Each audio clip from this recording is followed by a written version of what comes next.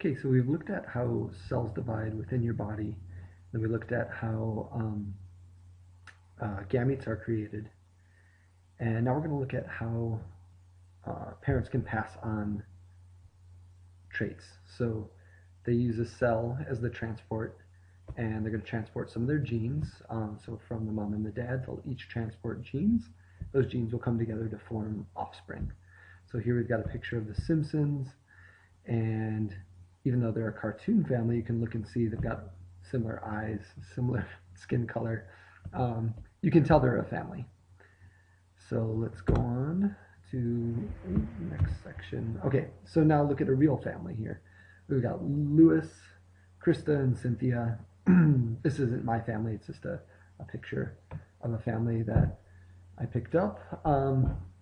You can look and notice a couple of characteristics. Maybe right now, on your own, think and list 4 things that you can observe about the 3 of them. I'll give you a little bit of time to do that. Okay, go for it.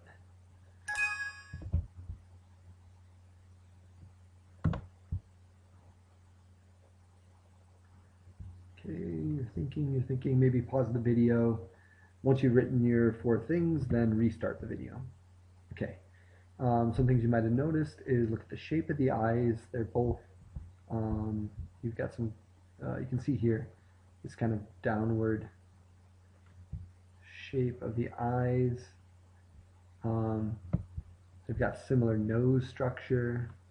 Another thing, a little bit of curl in their hair, and then hair color, 4th thing. All very similar. And the skin tone is the 5th thing. All similar. So, and then we've got our TV family here with Michael J. Fox. So with traits, some are inherited. So with your parents or your grandparents, some of the traits that they have get passed on to you. And those traits could be hair color, eye color, your number of legs, your number of arms. And that's kind of fixed, right? If nobody in your family has ever had black hair, if everybody's always been blonde through grandparents, great-grandparents, and on, both mom and dad's side, there's a very good chance that you're not going to have dark hair. Same with number of arms, legs, that sort of thing, and eye color. I know that some of you might be thinking, oh, wait a second, well, I've got blue eyes, but my parents both have brown eyes. We'll talk about that later. I'm looking at traits that if you went all the way back like 10 generations, nobody would have a certain hair color, eye color, then it's you wouldn't have it. But I want to put that on one hand, and then on the other hand, I want you to look at traits that are acquired. So the word acquired means you can acquire baseball cards, you can acquire clothing. It's something that you develop over a lifetime, or you can improve, or you can get by practicing. You can't get more arms by practicing. But things that are developed over your lifetime are language, reading and writing, riding a bike. Really classic example would be muscle tone. So if Chris Payne starts doing 100 push-ups every morning, and then he keeps building on that, doing 200, then 300, then 400, Chris is going to develop muscles over time. And that's something that's acquired. So when he has kids, if he did a bunch of push-ups in his lifetime, it doesn't mean he's going to pass those muscles on to his kids. They would have to do the same thing and develop their muscles. So how are traits controlled? How do you get brown hair color or a certain eye color? So traits are controlled by genes. Genes are what, at the very beginning of the video, they're the things that I told you that your parents would pass on to their offspring. Genes are located on chromosomes. So last week we diagrammed a chromosome, and over here this might be a useful picture, so you might want to pause your computer, and you've got the full organism. And the building block of that organism, we know from cell theory, is that it's built out of cells. So here's a cell. In the nucleus of that cell, we've got a chromosome. and it's that X shape. And then we said if we unwound the chromosome, we'd have DNA.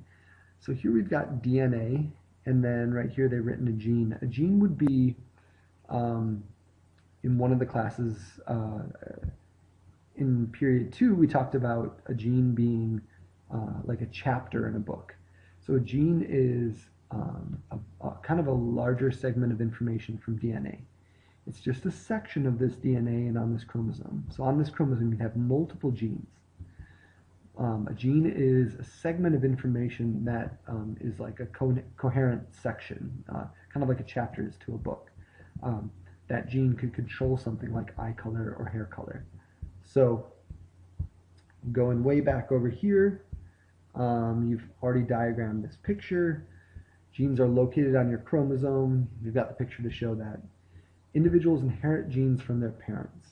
So in gametes, genes are passed on. So through a sperm or an egg, genes are passed from parents. Then those genes go to form a zygote, and that zygote doubles and stuff until it becomes a baby. So your cells contain 23 chromosome pairs called homologs. So 23 pairs of chromosomes, which means 23 times 2, because it's a pair, 46 total chromosomes.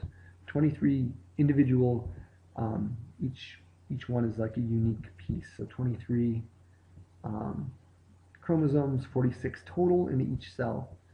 And then if we break down the chromosomes, remember a chromosome has some friends. The friends are chromatids. It would be nice if they could stay together on their own, but they can't. They're held together by a centromere. So from each one of these homologs here, half comes from your mother and half comes from your father. So when someone looks at you and says, oh, you look just like your mom, or you look just like your dad, the reason is because if you went through your 23 chromosomes, half the information is from your mom, half the information is from your dad. So if someone told you that, you could say, well, literally, I'm half my mom and half my dad, because I've got half the genes of my mom and half the genes of my dad.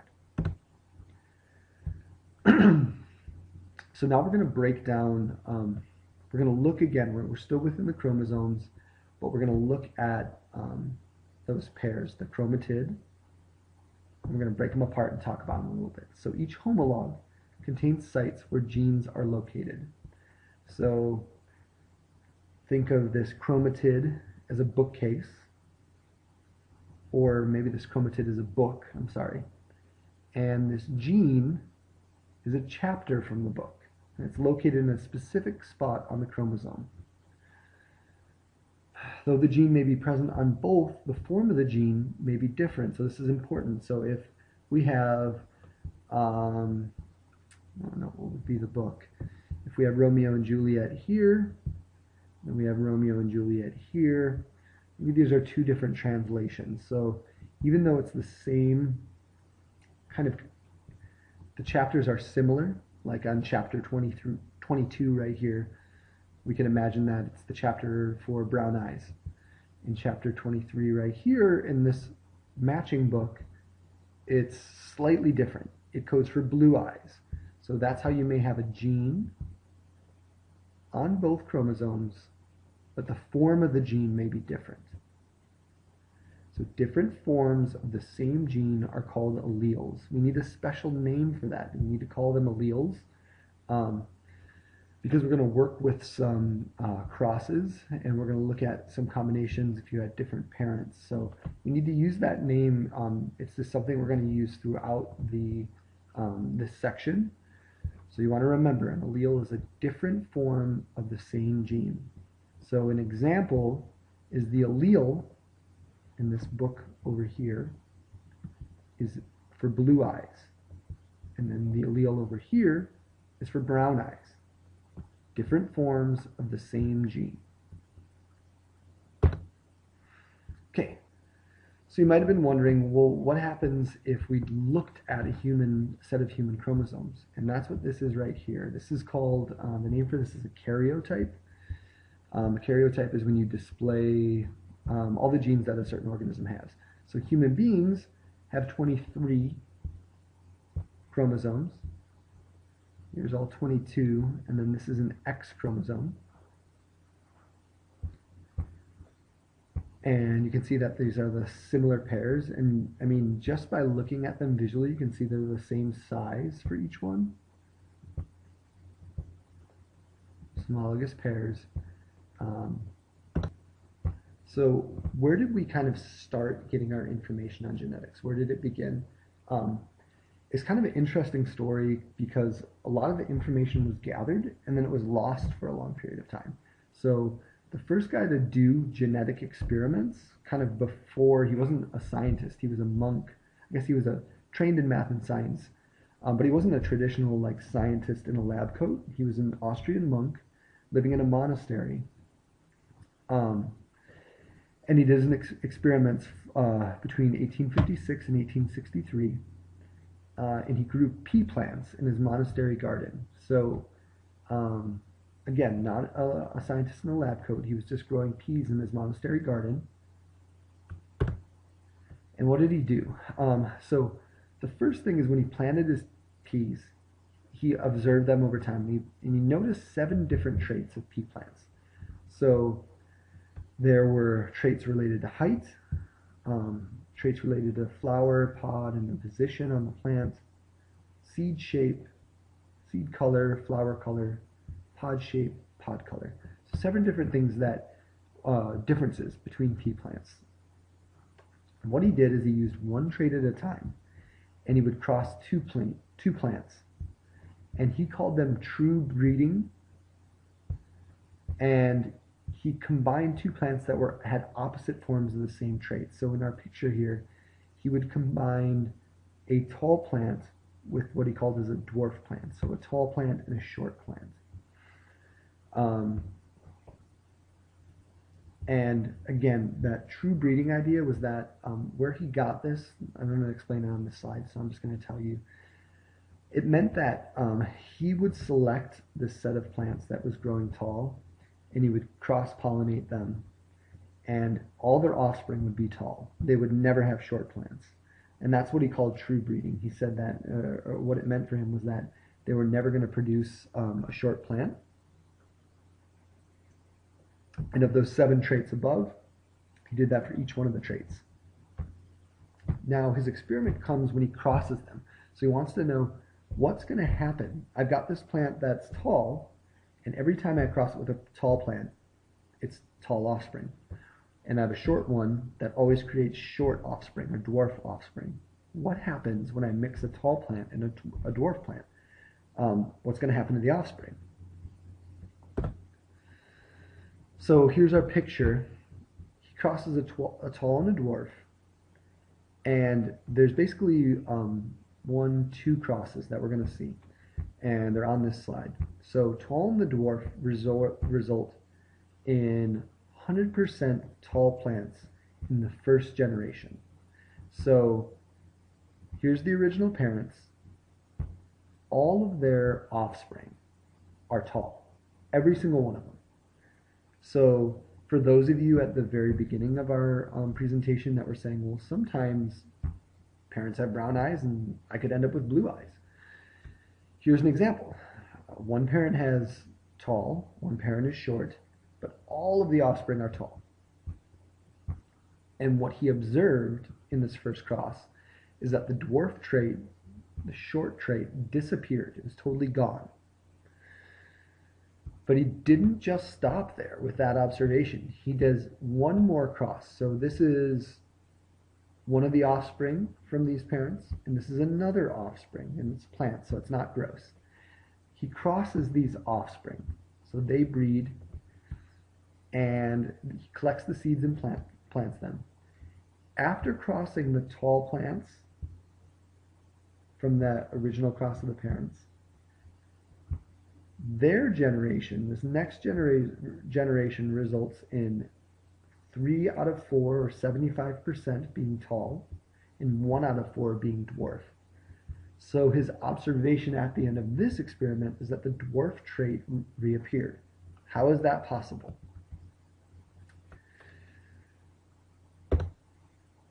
So he made some conclusion, and luckily, so it happened to be true for his experiment with pea plants. Each plant must have 2 factors, he called them, for each possible trait, and 1 factor from each parent. Some forms of a trait can be masked. So this was his conclusion that he drew that first generation cross. If you look back at your notes, a tall parent and a short parent created all tall children. So that's what he means. Some forms of the trait can be masked. Traits able to be masked can only be seen if both the plant's factors are for that form of the trait. So traits able to be masked can only be seen if both of the plant's factors are for that form of the trait. What he was calling factors is what at the couple slides ago I had as genes and alleles. So you can have allele that is brown eyes and allele that's blue eyes. In his plant crosses, the factors that he said were tall and dwarf.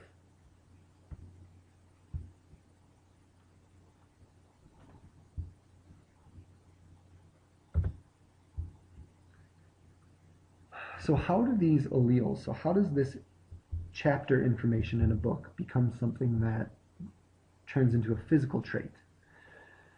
So we use 2 different words, phenotype, and the keyword phenotype starts P-H-E-N, or starts P-H, is like physical. So that's your key word, your one way to remember this definition. Phenotype describes the physical characteristics that's described by your genes. The ones that are easy to observe on the outside, like eye color, hair color, height, skin tone. Those things are phenotypes, or physical characteristics. And then the word that we use to talk about the chromosomes and the actual genes is genotype. So genotype describes the actual genes that you have on your DNA, and they're not always observable. So your phenotype for your genes, you could have genes for brown hair and blonde hair, but on the outside, you're only going to show one phenotype. You're not going to have brown and blonde. You're just going to show brown. So that's why it says it's not always obvious or not always observable, your genotype. Now let's break down what Mendel was saying, 2 forms of every gene. Mendel found that we have 2 copies of each allele. In his pea crosses and in real life, or in human beings, I'm sorry, one comes from your mom and one comes from your dad. Now, when he was talking about sometimes an allele can be covered up, as in the case of that dwarf allele, it's because one allele can be dominant and one can be recessive. So a dominant allele, it's going to be physically expressed regardless of what other allele it's paired with. So no matter what, if you have this allele, it's always expressed. So in human beings, dark hair is dominant to light hair, and so that's why it's more prevalent. And when we do the crosses and we do our mock-ups and we write out crosses, the dominant allele is always expressed as a capital letter, so uppercase T.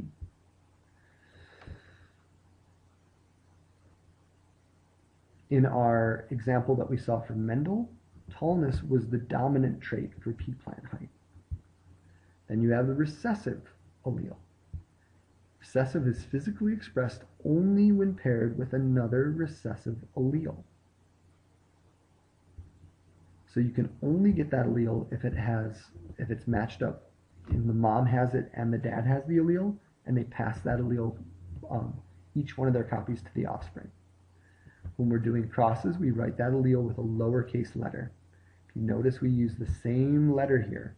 Talking about plant height, we use T for both of them, but use an uppercase letter for tall and a lowercase t for dwarf for short. So in our example, dwarfism is the recessive trait for pea plant height. The only way you can see it is when it's combined with another dwarf allele. How many copies of the alleles do you have?